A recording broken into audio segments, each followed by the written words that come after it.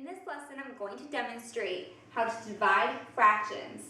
And I've always used the saying with my students, flip the guy and multiply.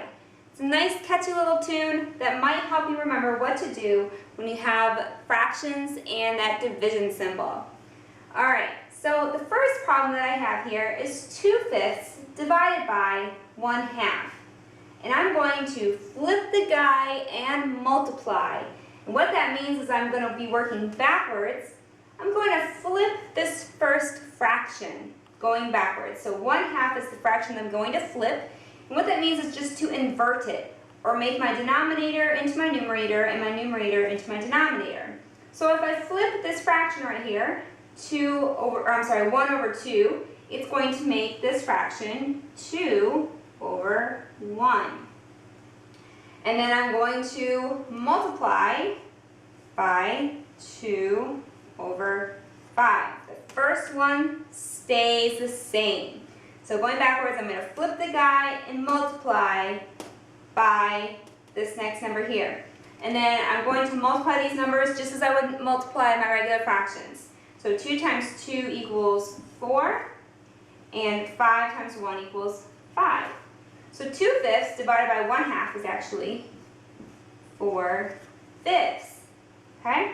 Let's do another one together. 3/6 divided by 1/4.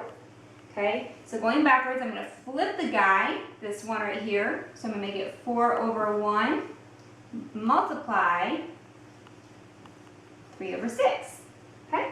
So I have 3 times 4, which equals 12, and 6 times 1, which equals 6. And this is an improper fraction, and I know that if I divide my denominator into my numerator, 6 goes into 12 2 whole times. So that gives me the whole number 2.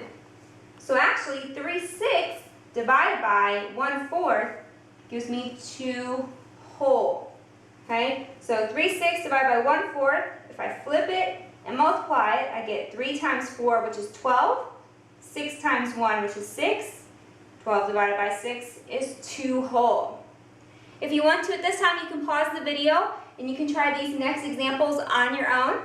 If you're not ready yet, just go ahead and keep following along with me. We have 1/8 divided by 1/2. Okay?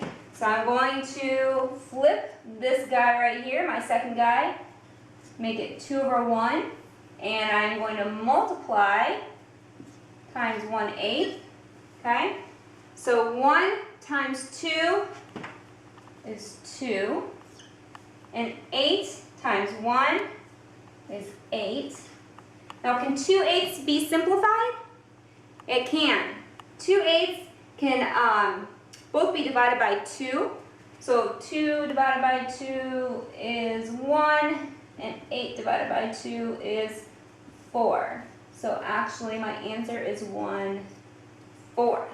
Okay? So 1/8 divided by 1/2, or 1/8 times 2 over 1 is equal to 1/4. Okay, we have another one down here. 4/11 divided by 11 over 1. And I have more space above it, so I'm going to write above the problem this time. Okay, so going right to left, I have this guy right here that I need to flip. 11 over 1 times 4/11. Okay, and I'm going to do 4 times 11, which is 44, and 11 times 1, which is 11, and 44 and 11 can both be divided by 4. So if I divide both of the, I'm sorry, not by 4, 44 and 11 can both be divided by 11. So I know that 11 can go into 44 4 whole times. So 4/11 divided by 1/11 is equal to 4 whole. Okay? We have one more problem. 3/4 divided by 4/10. So I'm going to flip my second guy here, make it 10/4. And I am multiplying by 3/4. Okay? 3 times 10 is 30. And 4 times 4 is 16. And if you notice, I have a bigger number on top. 30 is the larger number, so that's an improper fraction. So I'm going to change this into a mixed number. So 30 and 16 are also pretty big numbers, so I could probably even reduce it before I convert it into a mixed number.